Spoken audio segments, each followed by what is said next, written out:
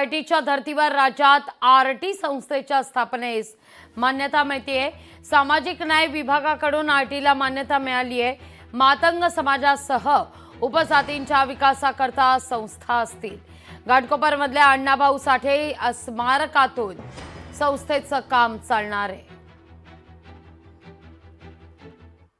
आमच्या संपूर्ण महाराष्ट्रातील तमाम जनतेच्या वतीनं महाराष्ट्राचे मुख्यमंत्री माननीय एकनाथ शिंदे साहेब, उपमुख्यमंत्री माननीय देवेंद्र फडणवीस साहेब, त्याचबरोबर माननीय अजितदादा पवार यांचा मी आभार मानतो। आणि येणाऱ्या काळामध्ये समाजाची शैक्षणिक प्रगती खुंटलेली असताना आरटीची जी घोषणा आहे ही समाजासाठी नवीन आणि उज्ज्वल असं भविष्य वेधणारी आहे। त्यामुळे पुन्हा एकदा या महायुती सरकारचे मी मनपूर्वक आभार मानतो।